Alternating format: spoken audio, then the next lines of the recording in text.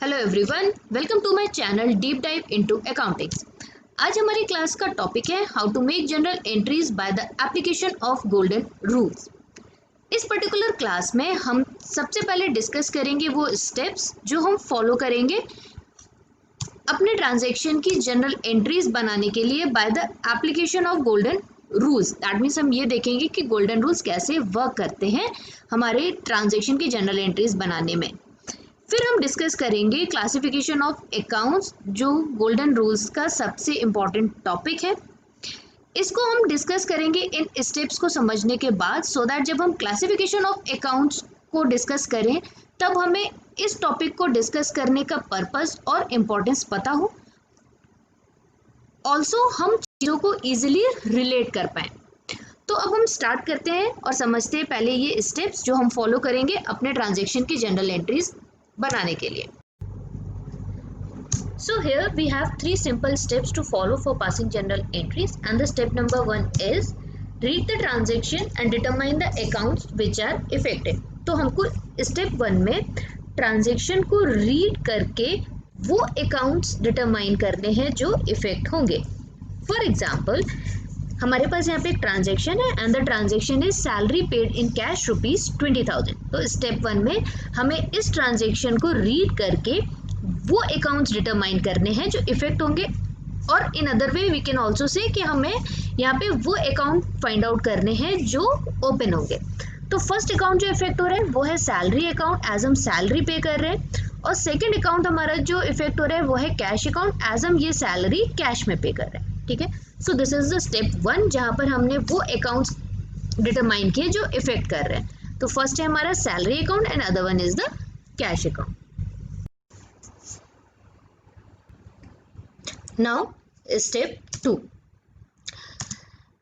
In step 2, in order to keep the proper record of two aspects of a transaction, accounts are classified as। So in golden rules में transaction के two aspects means हम transaction में account को debit and credit करेंगे। तो इन two aspects को properly record करने के लिए अकाउंट्स को क्लासिफाई किया गया personal account, real account and nominal account में। तो ये हम किन अकाउंट्स की बात कर रहे हैं, किन अकाउंट्स को क्लासिफाई किया गया? वो अकाउंट्स जो हम डिटरमाइन करेंगे इन स्टेप 1। दैट मीन्स कोई भी ट्रांजेक्शन अगर हमारे पास है, उस ट्रांजेक्शन से हम जो अकाउंट डिटरमाइन कर रहे हैं वो डिटरमाइंड अकाउंट स्टेप 2 में आकर के क्लासिफाई होंगे पर्सनल, रियल या फिर नॉमिनल अकाउंट में। तो इन डिटरमाइंड अकाउंट को पर्सनल, रियल या नॉमिनल अकाउंट में क्लासिफाई करने के लिए हमें पता होना चाहिए कि ये पर्सनल, रियल और नॉमिनल अकाउंट्स होते क्या हैं, राइट? तो पर्सनल अकाउंट वो अकाउंट्स हैं जो रिलेट करते हैं किसी भी इंडिविजुअल, फर्म, कंपनी या फिर इंस्टीट्यूशन से। हमने अपने प्रीवियस क्लास में भी डिस्कस किया था कि बिजनेस में बिजनेस यूनिट्स, दैट मीन्स ये फर्म, कंपनी और इंस्टीट्यूशन को आर्टिफिशियल पर्सन ट्रीट किया जाता है, राइट? इनको हम लोग आर्टिफिशियल पर्सन ट्रीट करते हैं। दैट मीन्स हम अपनी अकाउंटिंग में बिजनेस यूनिट को आर्टिफिशियल पर्सन ट्रीट करते हैं।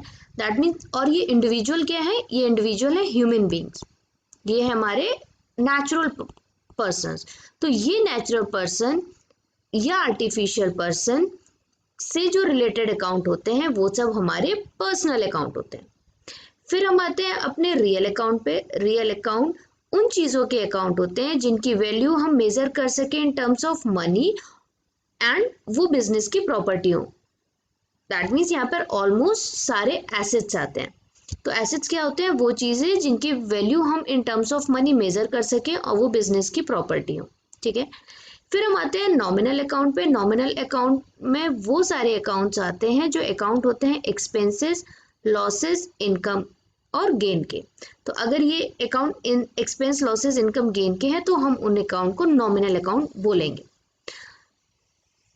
तो समझिए यहाँ पर अगर हमारा डिटरमाइंड अकाउंट जो हमने डिटरमाइन किया है वो अकाउंट अगर हमारा नेचुरल पर्सन या आर्टिफिशियल पर्सन से रिलेटेड है तो हम उस डिटरमाइंड अकाउंट को क्लासिफाई करेंगे पर्सनल अकाउंट में, ठीक है।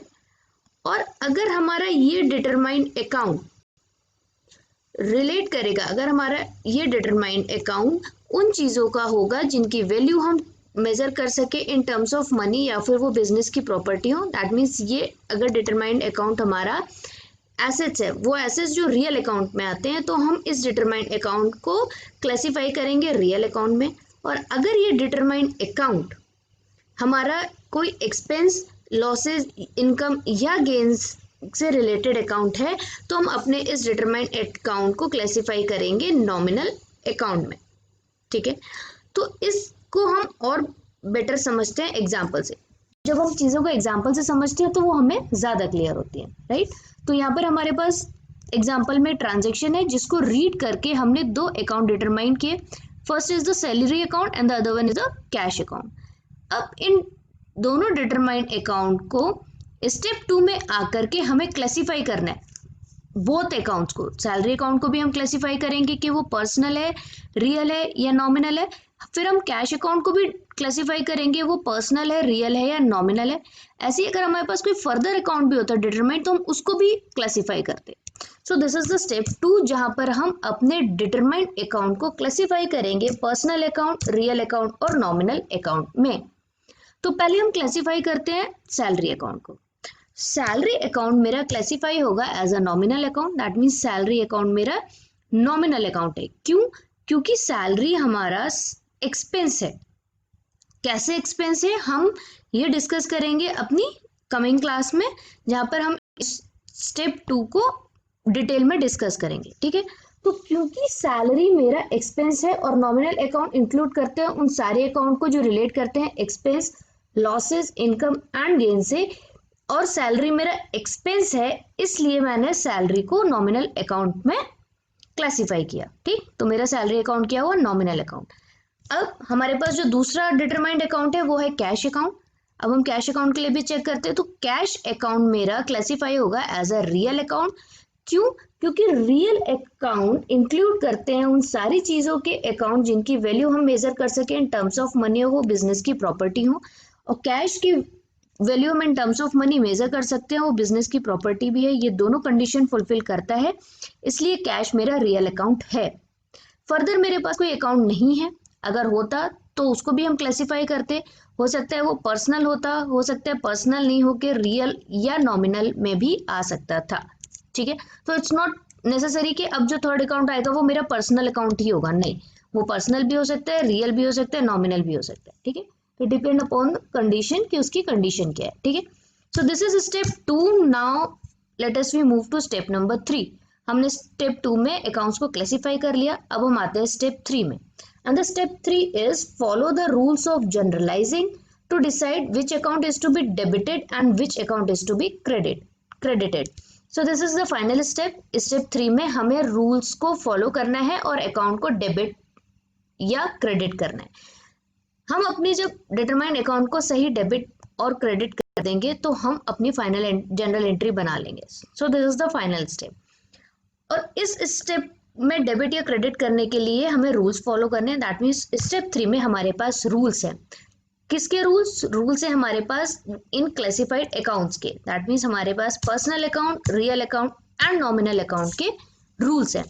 पर्सनल अकाउंट का रूल है debit the receiver, credit the giver. तो पर्सनल अकाउंट रिलेट करते हैं पर्सन से। अगर ये पर्सन रिसीवर है, चाहे वो पर्सन नेचुरल हो या आर्टिफिशियल हो, अगर वो पर्सन रिसीवर है तो हम उसके अकाउंट को डेबिट करेंगे, अगर वो पर्सन गिवर है तो हम उसके अकाउंट को क्रेडिट कर देंगे।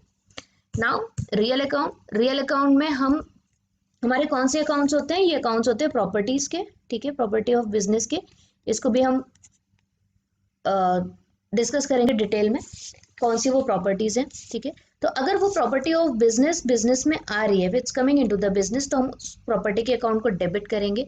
And if it's going out of the business, अगर ये बिजनेस से जा रही है तो हम इस प्रॉपर्टी के अकाउंट को क्रेडिट कर देंगे, ठीक है। Now nominal account. Nominal account का रूल है debit the expenses and losses, credit the income and gains.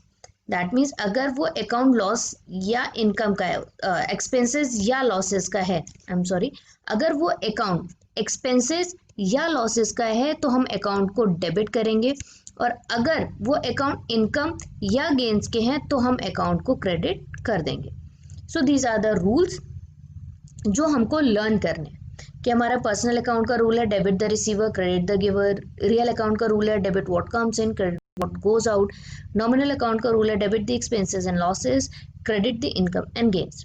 ये हमको रूल्स लर्न करने हैं। लर्न करने के बाद हमारा सब इम्पॉर्टेंट है कि हम इन रूल्स को फॉलो कैसे करेंगे। तो सी, हमने ट्रांजेक्शन को रीड किया और फर्स्ट स्टेप में अपने अकाउंट्स डिटरमाइन किए, ठीक है। सेकंड स्टेप में आके इन डिटरमाइंड अकाउंट्स को हमने क्लासिफाई किया कि सैलरी मेरा नॉमिनल अकाउंट है एंड कैश मेरा रियल अकाउंट है। थर्ड स्टेप में आके मुझे इन सैलरी एंड कैश अकाउंट को डेबिट और क्रेडिट करना है, ठीक है। एक अकाउंट डेबिट करेंगे, क्रेडिट करेंगे।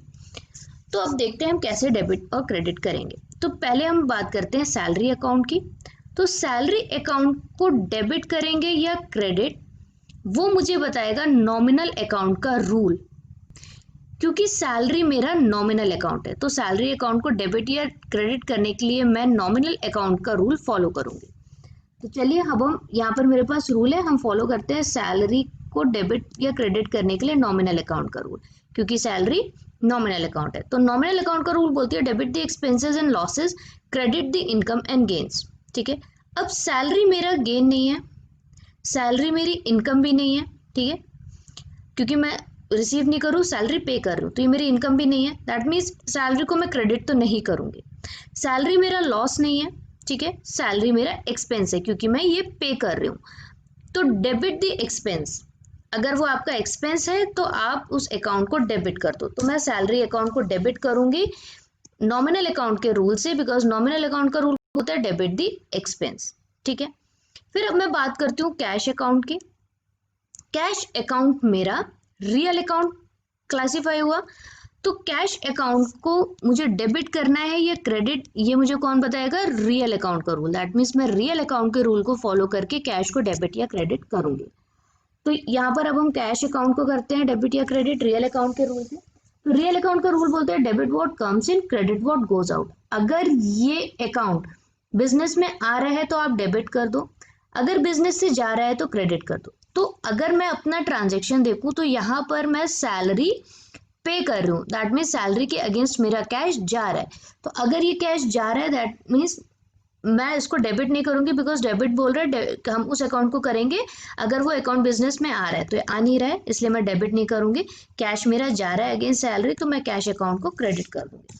तो कैश अकाउंट मेरा क्रेडिट हो गया। अब पर्सनल में मेरे पास अभी यहाँ पर कोई अकाउंट नहीं है, होता तो मैं उसको पर्सनल के रूल से डेबिट या क्रेडिट करती। तो अब मुझे अपने डिटरमाइंड अकाउंट सैलरी का पता चल गया कि मुझे सैलरी अकाउंट को डेबिट करना है और कैश अकाउंट को क्रेडिट करना है। तो अब मैं अपनी फाइनल एंट्री बना सकती हूँ, right. So the final entry is salary account debit with 20,000 rupees to cash account credit with 20,000 rupees. हर ट्रांजेक्शन के साथ हम एक नरेशन ऐड करते हैं and the narration is being salary paid. So this is how golden rule works. हम ऐसे ही गोल्डन रूल्स को फॉलो करके अपने ट्रांजेक्शन की जनरल एंट्रीज बनाते हैं। और ये स्टेप डिस्कस करने के बाद हमको क्या क्लियर हुआ कि हमारा सबसे इम्पॉर्टेंट स्टेप है, यहाँ पर classification of account, that means step 2। तो अगर हम सही से इस स्टेप को सीख लें, ठीक, अगर हमको ये चीज पता चल जाए कि हम कैसे डिटरमाइन अकाउंट को पर्सनल, रियल या नॉमिनल अकाउंट में क्लासिफाई करेंगे, तो हमें सिंपली फिर उस क्लासिफाइड अकाउंट का रूल फॉलो करना है और हम अपने अकाउंट को परफेक्टली डेबिट या क्रेडिट कर देंगे, राइट। सो अब हम अपनी नेक्स्ट क्लास में, दैट मीन्स अब हम अपनी नेक्स्ट क्लास में जो डिस्कस करेंगे वो करेंगे classification of accounts, that is step 2, ठीक है। और ये अकाउंट जैसे ही हमको स्टेप क्लियर हो जाएगा will become master of general entries. हम जनरल एंट्रीज पास करना सीख जाएंगे। And it is very important कि आपको जनरल एंट्रीज ये चैप्टर बहुत ही क्लियरली समझ में आए, ठीक है, because this is the base of accounts. आप जितना बेटर इस टॉपिक को, इस सब्जेक्ट को, इस पर्टिकुलर चैप्टर को समझोगे, उतना ही ईजी आपको आने वाले चैप्टर्स में अकाउंट लगेगा। ठीक है, तो आई वांट कि आप बहुत अच्छे से इस पर्टिकुलर टॉपिक को समझें, जनरल एंट्रीज को। और this is all for today's class. Thank you for watching. अगर आपको ये क्लास पसंद आई, आपको लगा ये आपके लिए यूजफुल थी, आगे भी स्टूडेंट्स के लिए यूजफुल हो सकती है, so do share, subscribe and like. Thank you for watching.